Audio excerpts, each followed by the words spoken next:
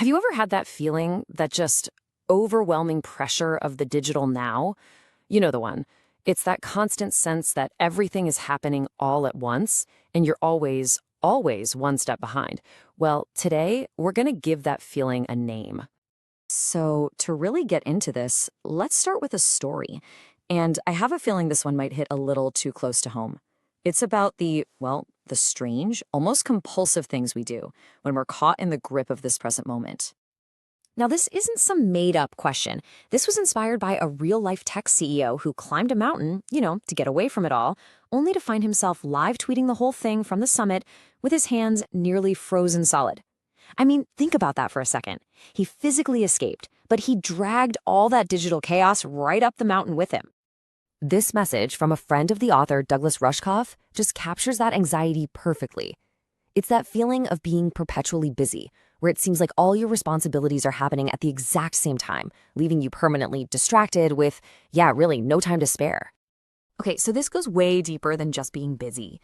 This is a fundamental shift in how we relate to time itself. All this amazing technology, it was supposed to save us time, right? So why do we feel more time crunched than ever before? What is really going on here?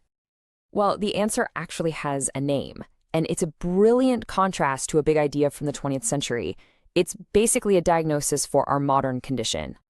See, back in the 70s, this futurist Alvin Toffler, he warned us all about future shock, that dizzying anxiety of the future just arriving way too fast. But our problem today, it's different. It's present shock. It's a state where the past and the future just don't seem to matter anymore. They've collapsed into this intense, chaotic, and totally never-ending now. So here's the crucial point. We're not really living on a timeline anymore. That whole story of past, present, and future, it's been replaced by a constant state of alert. We're just reacting to an endless fire hose of notifications, updates, and demands. And they're all screaming for our attention right now. The memento analogy is just perfect. We're forced to constantly piece together who we are and what we're doing right in the moment. It's like we're waking up every few minutes with a kind of amnesia, trying to figure out what's going on from all the digital clues around us, our open tabs, our unread messages, our calendar alerts. We've completely lost the thread of a continuous story. And this loss of a continuous story, it's one of the biggest symptoms of present shock. And it's not just some internal feeling we have. It has completely reshaped our entire culture, especially the way we tell stories. For centuries, this is how we made sense of the world, through these nice linear stories. They had a clear beginning, a middle that built up all that good tension, and a satisfying end that gave us some kind of resolution. This structure was totally fundamental to how we understood our lives, our world, everything. But then, this one simple piece of technology, the remote control, it changed everything. It gave us a superpower, the ability to escape tension with just the press of a button. The second a story built suspense or made us feel a little uncomfortable, we could just click. And storytellers, they had to adapt, shattering that linear model just to keep our attention for a few seconds longer. So instead of following a plot, we're now trained to do something else, spot patterns and references. Think about shows like The Simpsons or Community. The fun isn't really about what happens next. No, it's about catching that clever nod to an old movie or a pop culture meme. We're not following a story anymore. We're solving a cultural puzzle in real time. And this collapse of stories, it's not just about entertainment.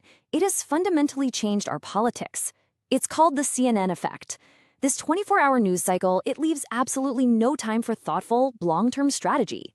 Instead, our leaders are forced into constant, immediate reaction, basically governing by the minute, not by the decade.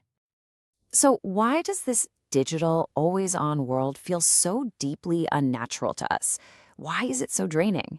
Well, the answer lies in a really fundamental mismatch. It all comes down to one crucial, absolutely massive difference between us and the technology that's driving this whole shift in how we experience time. And here's the core idea. Our machines were built for this chaos. A computer is designed to operate in the now, processing millions of tasks all at the same time. It doesn't have a past or a future. It doesn't get stressed out by 1,000 notifications. But we do. We are biological creatures. Our brains literally evolved to live in linear time, to look for the story that connects yesterday with today and tomorrow.